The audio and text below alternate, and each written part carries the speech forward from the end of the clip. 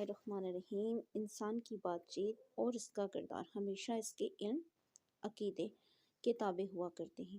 آدمی جب کوئی کام اپنے اختیار سے کرتا ہے تو خود اس کام کا خیال کرتا ہے، اس کا فائدہ اس کی نظر میں ہوتا ہے اور اس کا شوق اس میں پایا جاتا ہے۔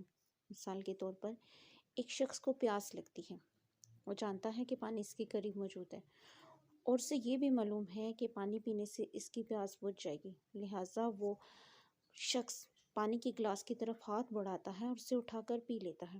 یہ عمل جب بھی ارادے اور اختیار سے انجام پاتا ہے تو یقیناً وہ عمل علم ہی کی وجہ سے ہے، یعنی اس کام کے اختیار کے فائدے پر نظر اور اس کے شوق کی وجہ سے انجام پاتا ہے۔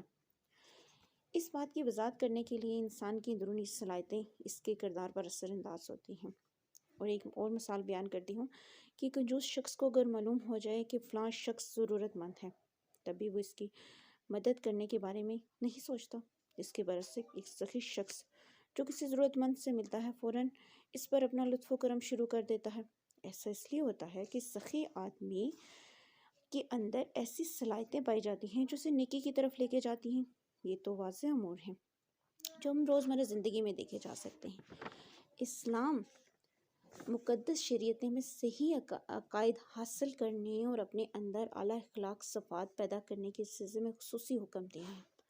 اسلام نے اچھی صفات اپنانے کا حکم اس لیے دیا ہے تاکہ انسان اچھی صلاحیتوں کا مالک بن جائے اور پھر اس علم کی بدولت انسان اچھے اور پسندیدہ کاموں کو انجام دینے لگے۔